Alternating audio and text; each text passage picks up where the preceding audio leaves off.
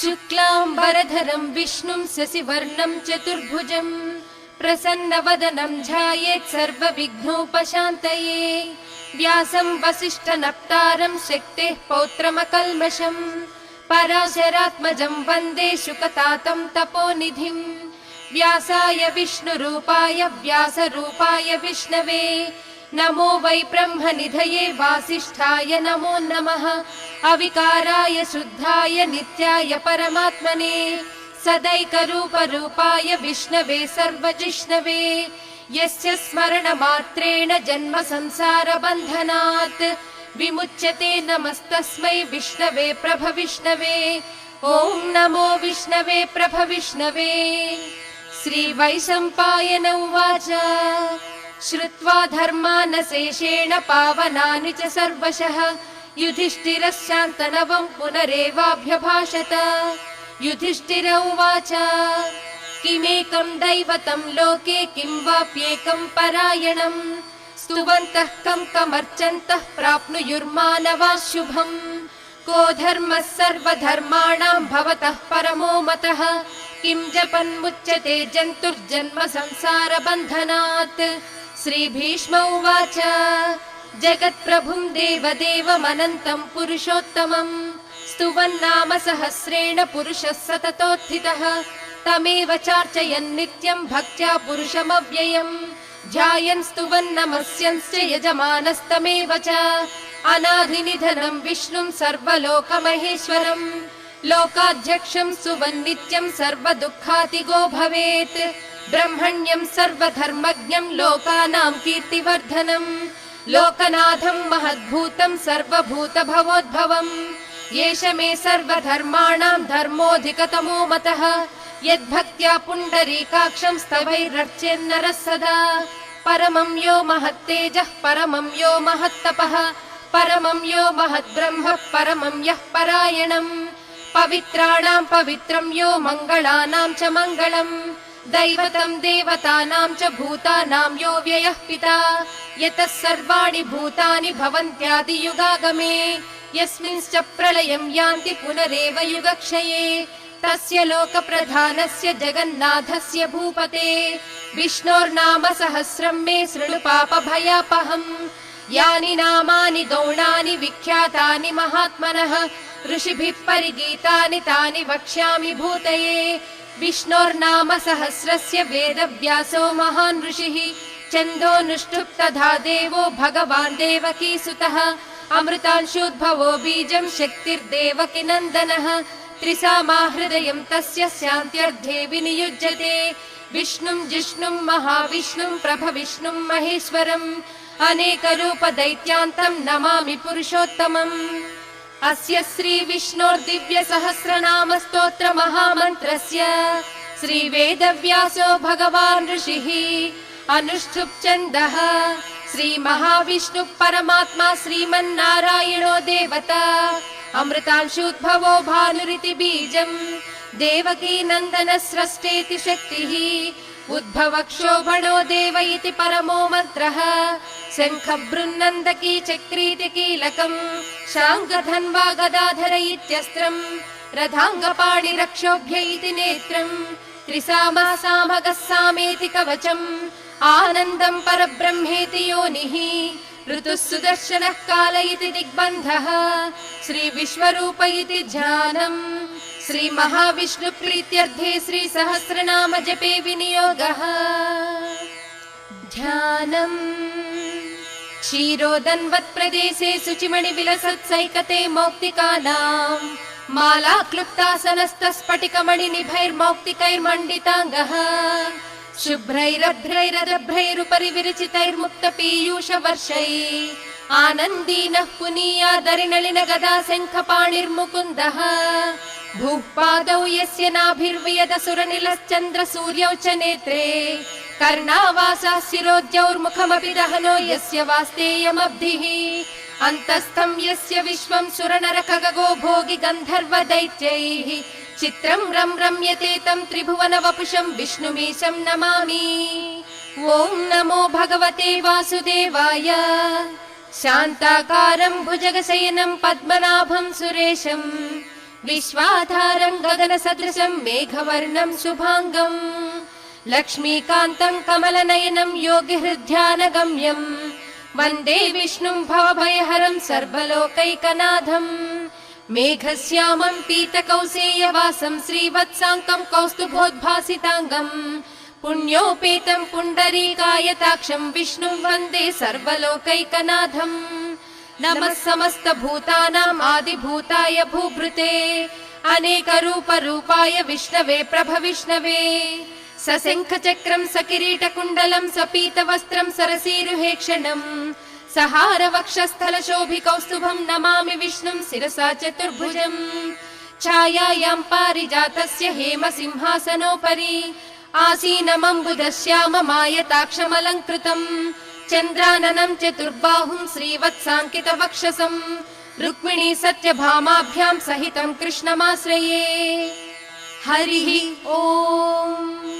विश्वं विष्णुर्वषट्कारो भूतभव्यभवत्प्रभुः भूतकृद्भूतभृद्भावो भूतात्मा भूतभावनः भूतात्मा परमात्मा च मुक्तानां परमागतिः अव्ययः पुरुषः साक्षी क्षेत्रज्ञोऽक्षर एव च योगो योगविदां नेता प्रधानपुरुषेश्वरः नारसिंहवपुः श्रीमान् केशवः पुरुषोत्तमः सर्वस्यर्वस्थिवस्थाणुर्भूतादिर्निधिरव्ययः सम्भवो भावनो भर्ता प्रभवः प्रभुरीश्वरः स्वयंभूशम्भुरादित्यः पुष्कराक्षो महास्वनः अनादिनिधनो धाता विधाता धातुरुत्तमः अप्रमेयो हृषिकेशः पद्मनाभोऽमरप्रभुः विश्वकर्मा मनुस्त्वष्टा स्थविष्ठस्थविरो ध्रुवः अग्राह्यः शाश्वतः कृष्णो लोहिताक्षः प्रतर्दनः प्रभूतस्त्रिककुद्धाम पवित्रं मङ्गलं परम् ईशानः प्राणदः प्राणो ज्येष्ठः श्रेष्ठः प्रजापतिः हिरण्यगर्भो भूगर्भो माधवो मधुसूदनः ईश्वरो विक्रमी धन्वी मेधावी विक्रमः क्रमः अनुत्तमो दुराधर्ष कृतज्ञ कृतिरात्मवान् सुरेशः शरणं शर्म विश्वरेताः प्रजाभवः अहः संवत्सरो व्याळः प्रत्ययः सर्वदर्शनः अजः सर्वेश्वरः सिद्धः सिद्धिः सर्वादिरच्युतः वृषा कपिरमेयात्मा सर्वयोग विनिसृतः वसुर्वसुमनः सत्यः समात्मा संमितः समः अमोघः पुण्डरीकाक्षो वृषकर्मा वृषाकृतिः रुद्रो बहुशिरा बभ्रुर्विश्वयोनिः शुचिस्रुवाः अमृतः शाश्वतस्थाणुर्वरारोहो महातपाः सर्वगः सर्वविद्भानुर्विक्ष्वक्सेनो जनार्दनः वेदो वेदविदव्यङ्गो वेदाङ्गो वेदवित्कविः लोकाध्यक्षः सुराध्यक्षो धर्माध्यक्ष कृताकृतः चतुरात्मा चतुर्व्यूहश्चतुर्दंष्टश्चतुर्भुजः भ्राजिष्णुर्भोजनं भोक्ता सहिष्णुर्जगदादिजः अनघो विजयो जेता विश्वयोनिः पुनर्वसुः उपेन्द्रो वामनः प्रांशुरमोघः सुचिरूर्जितः अतीन्द्रः सङ्ग्रहः सर्गो धृतात्मा नियमो यमः वेद्यो वैद्यः सदा योगी वीरः माधवो मधुः अतीन्द्रियो महामायो महोत्साहो महाबलः महाबुद्धिर्महावीर्यो महाशक्तिर्महाद्युतिः अनिर्देश्य वपुः श्रीमान् अमेयात्मा महाधृधृत् महेश्वासो महीभर्ता श्रीनिवासः सताङ्गतिः अनिरुद्धः सुरानन्दो गोविन्दो गोविदाम्पतिः मरीचिर्दमनो हंसः सुपर्णो भुजगोत्तमः हिरण्यनाभः सुतपः पद्मनाभः प्रजापतिः अमृत्युः सर्वदृक्सिंहः सन्धाता सन्धिमान् स्थिरः अजो दुर्मर्शनः शास्ता विश्रुतात्मा सुरारिः गुरुर्गुरुतमो धामः सत्यः सत्यपराक्रमः निमिषो निमिषस्रग्वी वाचस्पतिरुदारधीः अग्रणी द्रामणि श्रीमान् न्यायो नेता समीरणः सहस्रमूर्धा विश्वात्मा सहस्राक्ष सहस्रपात् आवर्तनो निवृत्तात्मा संवृतः सम्प्रमर्दनः अहः संवर्तको वह्निरनिलो धरणीधरः सुप्रसादः प्रसन्नात्मा विश्वदृग्विश्वभुग्विभुः सत्कर्ता सत्कृतः साधु जह्नुर्नारायणो नरः असंख्येयो प्रमेयात्मा विशिष्टः शिष्टकृच्छुचिः सिद्धार्थः सिद्धसङ्कल्पः सिद्धिदः सिद्धिसाधनः वृषा हि वृषभो विष्णुर्वृषपर्वा वृषोदरः वर्धनो वर्धमानश्च विविक्तः श्रुतिसागरः सुभुजो दुर्धरो वाग्मी महेन्द्रो वसुदो वसुः नैकरूपो बृहद्रूपः सिपिविष्टप्रकाशनः ओजस्तेजोद्युतिधरः प्रकाशात्मा प्रतापनः रुद्धः स्पष्टाक्षरो मन्तश्चन्द्रांशुर्भास्करद्युतिः अमृतांशूद्भवो भानुः शशिबिन्दुः सुरेश्वरः औषधं जगतः सेतुः सत्यधर्मपराक्रमः भूतभव्यभवन्नाथः पवनः पावनो नलः कामः कामकृत्कान्तः कामः कामप्रदप्रभुः युगादिकृज्जुगावर्तो नैकमायो महाशनः अदृश्यो व्यक्तरूपश्च सहस्रजिदनन्तजित् इष्टो विशिष्टः शिष्टेष्टः शिखण्डी नहुषो वृषः क्रोधः क्रोधकृत्कर्ता विश्वबाहुर्महीधरः अच्युतः प्रदितप्राणः प्राणदो वासवानुजः अपां निधिरधिष्ठानम् अप्रमत्तः प्रतिष्ठितः स्कन्दः स्कन्दधरो धुर्यो वरदो वायुवाहनः वासुदेवो बृहद्भानुरादिदेवः पुरन्दरः अशोकस्तारणस्तारः सूरः शौरिर्जनेश्वरः अनुकूलस्य तावर्तः पद्मी पद्मनिभेक्षणः पद्मनाभोरविन्दाक्षः पद्मगर्भः शरीरभृत् महद्भिर्रुद्धो वृद्धात्मा महाक्षो गरुडध्वजः अतुलः शरभो भीमः समयज्ञो हविर्हरिः सर्वलक्षणलक्षण्यो लक्ष्मीवान् समितिञ्जयः दिक्षरो रोहितो मार्गो हेतुर्दामोदरः सहः महीधरो महाभागो वेगवानमिताशनः उद्भवः क्षोभनो देवः श्रीगर्भः परमेश्वरः करणं कारणं कर्ता विकर्ता गहनो गुहः व्यवसायो व्यवस्थानः संस्थानस्थानदो ध्रुवः परर्धिः परमस्पष्टस्तुष्टः पुष्टः सुभेक्षणः रामो विरामो विरजो मार्गो नेयो नयो नयः वीरः शक्तिमतां श्रेष्ठो धर्मो धर्मविदुत्तमः वैकुण्ठः पुरुषः प्राणः प्राणदः प्रणवपृदुः हिरण्यगर्भः शत्रुघ्नो व्याप्तो वायुरधोक्षजः ऋतुः सुदर्शनः कालः परमेष्ठी परिग्रहः उग्रः संवत्सरो दक्षो विश्रामो विश्वदक्षिणः विस्तारस्थावरस्थाणुः प्रमाणं बीजमव्ययम् अर्धोऽनर्धो महाकोशो महाभोगो महाधनः अनिर्विण्णस्तविष्टो भूधर्मयूपो महामकः नक्षत्रनेमिर्नक्षत्री क्षमः क्षामः समीहनः यज्ञ इज्यो महेज्यश्च क्रतुः सत्रं सताङ्गतिः सर्वदर्शी निवृत्तात्मा सर्वज्ञो ज्ञानमुत्तमम् सुव्रतः सुमुखः सूक्ष्मः सुघोषः सुखदः सुहृत् मनोहरोजितक्रोधो वीरबाहुर्विदारणः स्वापनः स्ववशो व्यापी नैकात्मा नैककर्मकृत् वत्सरो वत्सलो वत्सी रत्नगर्भो धनेश्वरः धर्मगुद्धर्मकृद्धर्मी सदसक्षरमक्षरम् अविज्ञाता सहस्रांशुर्विधाता कृतलक्षणः गभस्तिनेमिः सत्त्वस्थः सिंहो भूतमहेश्वरः आदिदेवो महादेवो देवेशो देवभृद्गुरुः उत्तरो गोपतिर्गोप्ता ज्ञानगम्यः पुरातनः शरीरभूतभृद्भोक्ता कपीन्द्रो भूरि दक्षिणः सोमपोमृतपः सोमः पुरुजित्पुरुसत्तमः विनयो जयः सत्यसन्धो दासार्हः सात्वतां पतिः जीवो विनयिता साक्षी मुकुन्दो मितविक्रमः अम्भो निधिरनन्तात्मा महोदधिशयोऽन्तकः अजो महार्हः स्वाभाव्यो जितामित्रः प्रमोदनः आनन्दो नन्दनो नन्दः सत्यधर्मा त्रिविक्रमः महर्षिः कपिलाचार्यः कृतज्ञो मेदिनीपतिः त्रिपदस्त्रिदशाध्यक्षो महाशृङ्गः कृतान्तकृत् महावराहो गोविन्दः सुषेणः कनकाङ्गदी गुह्यो गभीरो गहनो गुप्तश्चक्रगदाधरः वेधास्वाङ्गोजितः कृष्णो दृढः सङ्कर्षणोच्युतः वरुणो वारुणो वृक्षः पुष्कराक्षो महामनाः भगवान् भगः नन्दी वनमाली हलायुधः आदित्यो ज्योतिरादित्यः सहिष्णुर्गतिसत्तमः सुधन्वाखण्ड परशुद्धारुणो द्रविणप्रदः दिवस्पृक् सर्वदृग्व्यासो वाचस्पतिरयो निजः त्रिसामासामगः साम निर्वाणं भेषजं भिषक् सन्न्यासकृच्चमस्यान्तो निष्ठा शान्तिपरायणम् शुभाङ्गः शान्तिदः स्रष्टा कुमुदः कुवलेशयः गोहितो गोपतिर्गोप्ता वृषभाक्षो वृषप्रियः अनिवर्ती निवृत्तात्मा संक्षेप्ता क्रेम कृच्छिवः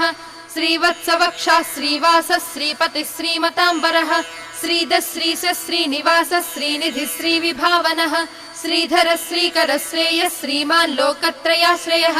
स्वक्षस्वङ्घस्य तानन्दो नन्दिर्ज्योतिर्गणेश्वरः विजितात्मा विधेयात्मा सत्कीर्तिश्चिन्न संशयः उदीर्णः सर्वतश्चक्षुरनीशः शाश्वतः स्थिरः भूषयो भूषणो भूतिर्विशोकः शोकनाशनः अर्चिष्मानर्चितः कुम्भो विशुद्धात्मा विशोधनः अनिरुद्धो प्रतिरथः प्रद्युम्नो मितविक्रमः कालनेमिनिः वीरः शौरिः शूरजनीश्वरः त्रिलोकात्मा त्रिलोकेशः केशवः केशिः हरिः कामदेवः कामपालः कामीकान्तः कृतागमः अनिर्देश्य वपुर्विष्णुर्वीरोऽनन्तो धनञ्जयः ब्रह्मण्यो ब्रह्मकृद् ब्रह्मा ब्रह्म ब्रह्म विवर्धनः ब्रह्मविद्ब्राह्मणो ब्रह्मी ब्रह्मज्ञो ब्राह्मणप्रियः महाक्रमो महाकर्मा महातेजा महोरगः महाक्रतुर्महायज्वा महायज्ञो महाहविः स्तव्यस्तव प्रियस्तोत्रम् स्तुतिस्तोतारणप्रियः पूर्णः पूरयिता पुण्यः पुण्यकीर्तिरनामयः मनोजवस्तीर्धकरो वसुरेता वसुप्रदः वसुप्रदो वासुदेवो वसुर्वसुमनाहविः सद्गतिः सत्कृतिः सत्ता सद्भूतिः सत्परायणः शूरसेनो यदुश्रेष्ठः सन्निवासः सुयामुनः भूता वासो वासुदेवः सर्वासु निलयो नलः दर्पः दर्पदो दृप्तो दुर्धरोधा पराजितः विश्वमूर्तिर्महामूर्तिर्दीपमूर्तिरमूर्तिमान्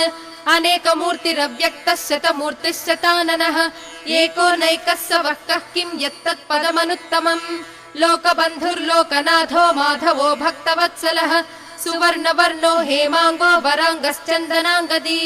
वीराः विषमः शून्यो घृताशीरचलश्चलः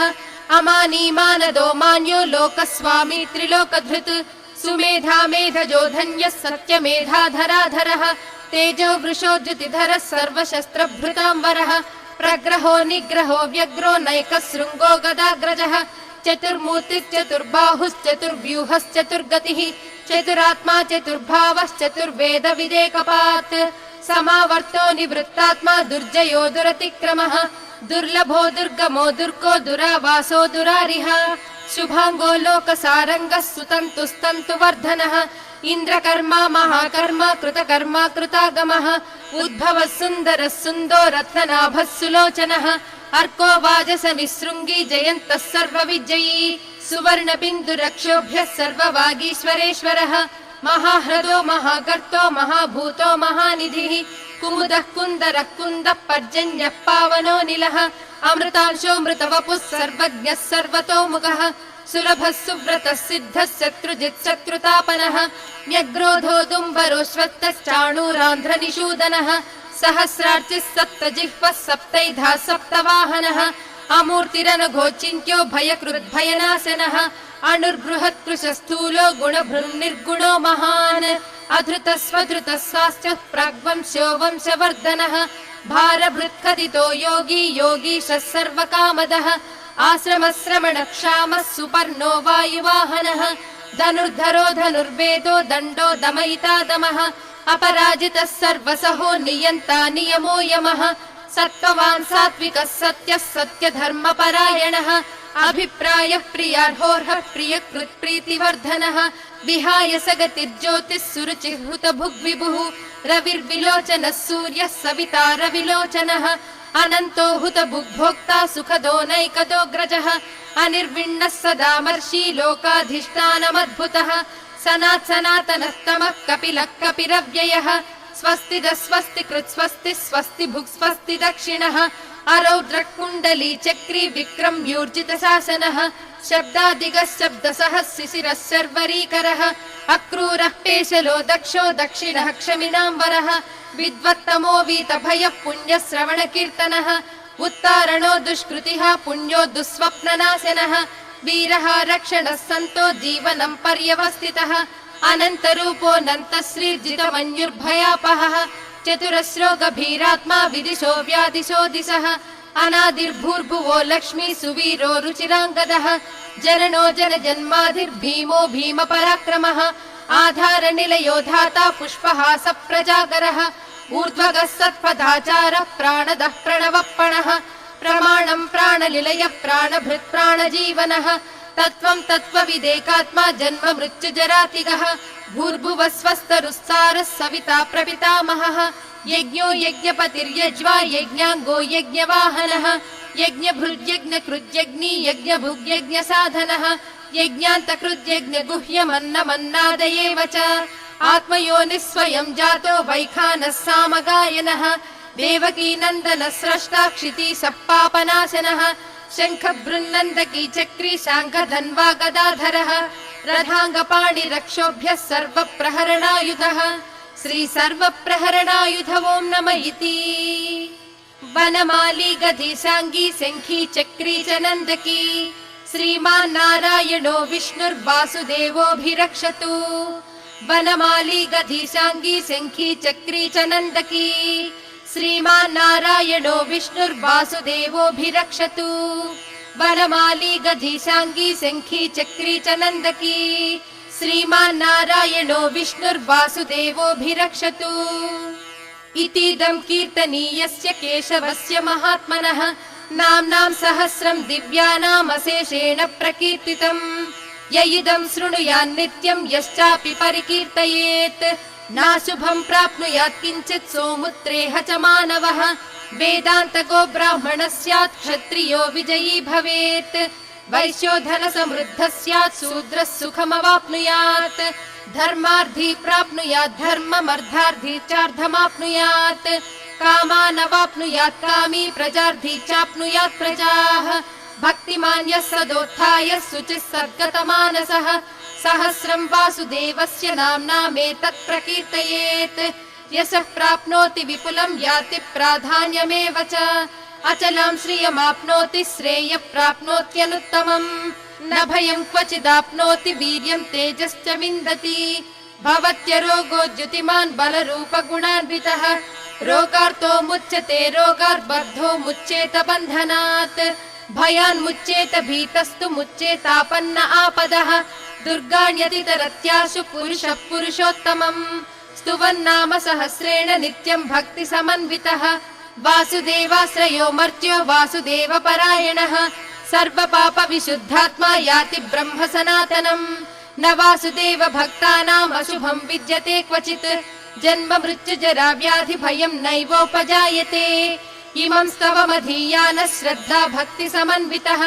युज्येतात्मसुख क्षान्तिः श्रीधृति स्मृति कीर्तिभिः न क्रोधो न च मात्सर्यं न लोभो नाशुभामतिः भवन्ति कृत पुण्यानां भक्तानां पुरुषोत्तमे